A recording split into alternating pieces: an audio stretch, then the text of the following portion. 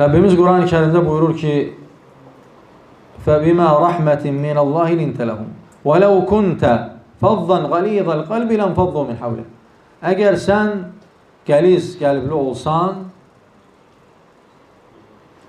لَنْفَضُّوا مِنْ حَوْلِكَ, sənin ətrafından hər kəs qaçardı.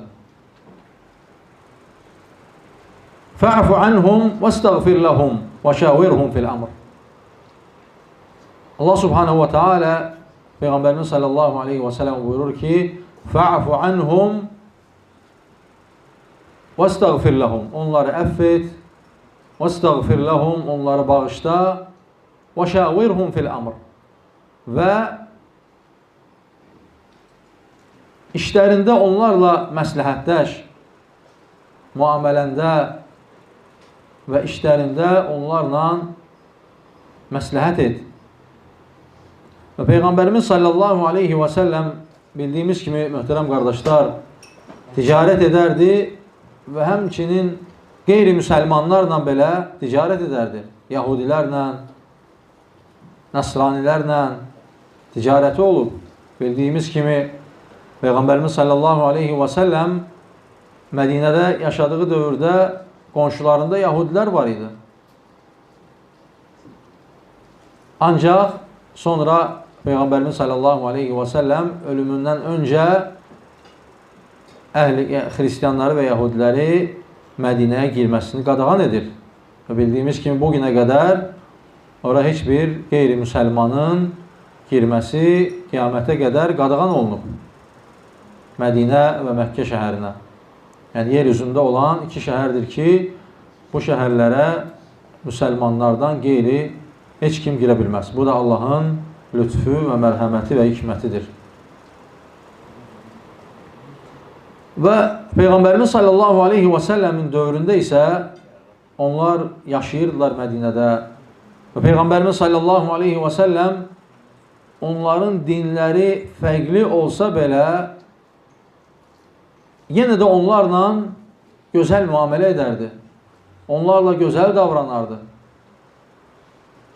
Necə ki Allah Subhanahu wa Ta'ala Quran-ı Kərimdə Peyğəmbərimizə və bütün insanlara, bəşəriyyətə, hər birimizə xitab edir ki, yəni insanlarla müamilə edərkən ticarətdə olsun və bütün həyatın hər bir məsələsində olsun, gözəl şəkildə müamilə etməyi bizlərə xitab edir. Ola bilər, insan səhv edə bilər, insan xəta edə bilər həyatında.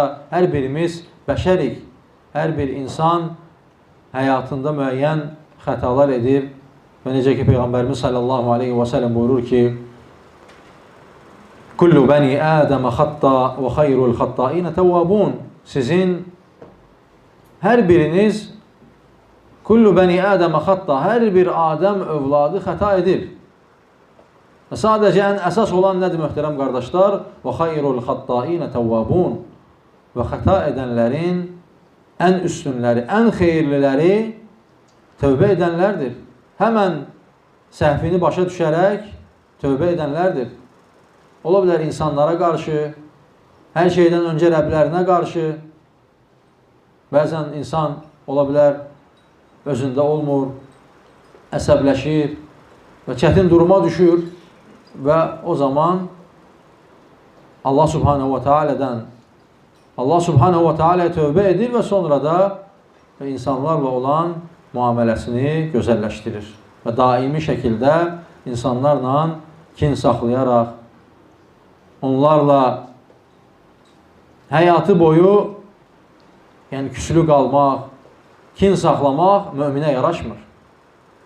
Onun üçün Peyğəmbərimiz sallallahu aleyhi və səlləmin həyatı bizlər üçün ən böyük nümunədir. Əgər mömin, müsəlman Peyğəmbərimiz sallallahu aleyhi və səlləmin həyatından ibrət çıxarmırsa, nəticə çıxarmırsa, təbii ki, onun dinində, əxlaqında naqisliyi var. Onun üçün hər bir müamiləmizdə Peyğəmbərimiz sallallahu aleyhi və səlləmin müamiləsinə baxmalıyıq.